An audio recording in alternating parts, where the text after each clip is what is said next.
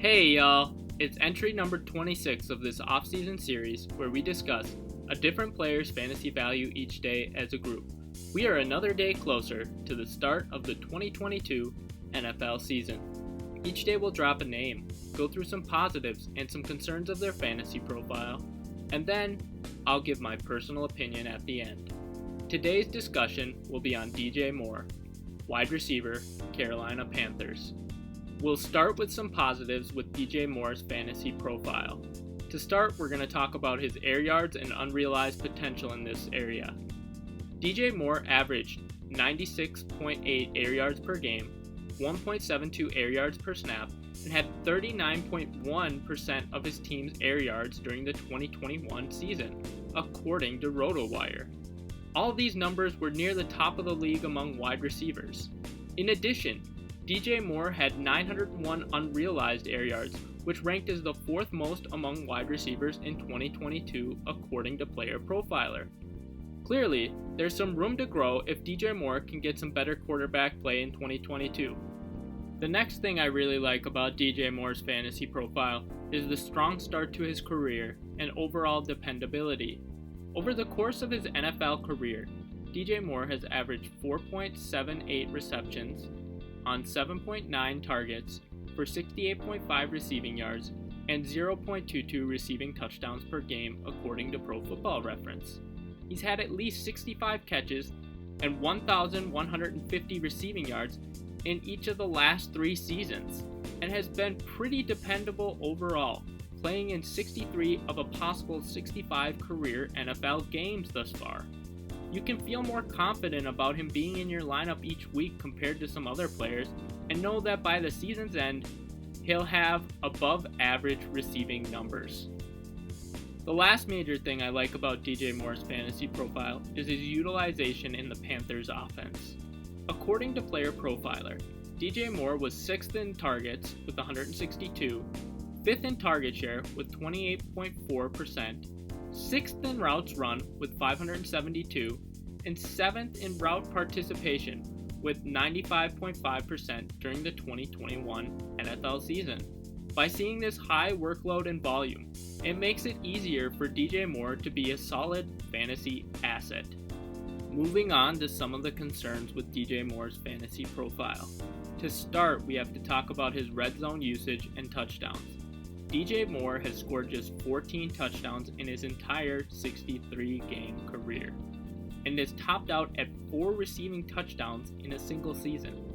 His red zone usage in particular leaves a lot to be desired, with just 8 red zone targets in 2018, the 4th most on the Panthers, 12 red zone targets in 2019, tied for the 2nd most on the Panthers, 6 red zone targets in 2020, tied for the 4th most on the Panthers, and 15 red zone targets in 2021, the most on the Panthers according to NFL Savant. Because of this, he may not have the touchdown upside that some other fantasy wideouts going around his ADP may have. The next concern with DJ Moore's fantasy profile is the quarterback play. The Carolina Panthers quarterback room is slated to be one of the worser ones in the NFL on paper, with Sam Darnold, Baker Mayfield, and rookie Matt Corral. During the 2021 season, in 12 games, Sam Darnold completed just 243 passes on 406 passing attempts for 2,527 passing yards and 9 passing touchdowns to 13 interceptions.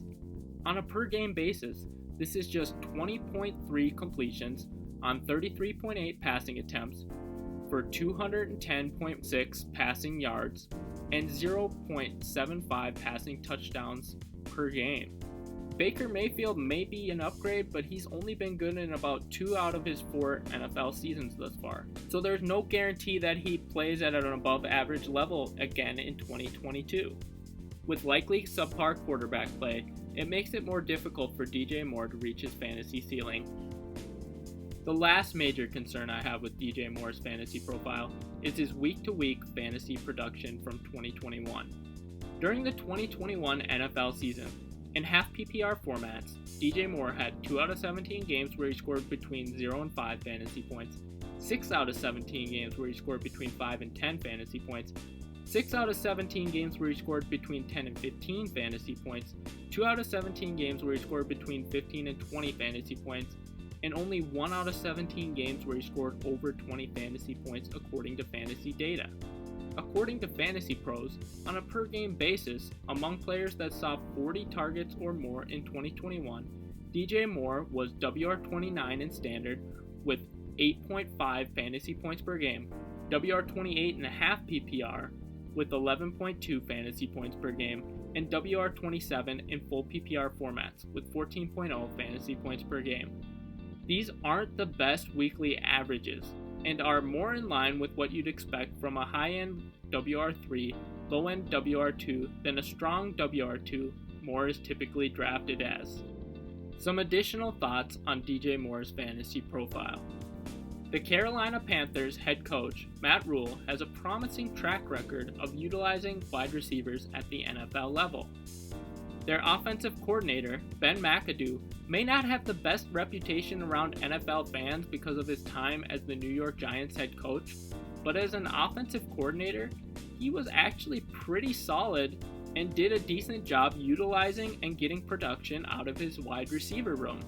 DJ Moore was WR17 in standard with 9.7 fantasy points per game, WR22.5 PPR with 11.9 fantasy points per game, and WR25 in full PPR with 14.1 fantasy points per game in total fantasy points during the 2020 season according to Fantasy Pros. The Carolina Panthers sealed the deal and traded for Cleveland Browns quarterback Baker Mayfield. How will Baker Mayfield adjust to the Carolina Panthers' new roster? Personal opinion. DJ Moore is currently going off the board as WR14, about pick 41 overall, on ESPN, and WR17, about pick 48 overall, on Yahoo. The WR2 range is probably the right ballpark range for him, but I think he's still a little overvalued at his current ADP, even after the Baker Mayfield trade. I have a little more interest in him, since Baker Mayfield is undoubtedly an upgrade over Sam Darnold, but there are still other wide receivers in this draft range that I prefer to prioritize. For each of these entries, we will highlight a charitable organization or cause. One of DJ Moore's My Cause, My Cleats in 2021 was for Susan G Komen, which develops first-of-its-kind tools to better help doctors diagnose inflammatory breast cancer. Here's a link to that organization below. And that's it for today's entry. If you enjoyed this entry, be sure to like and subscribe.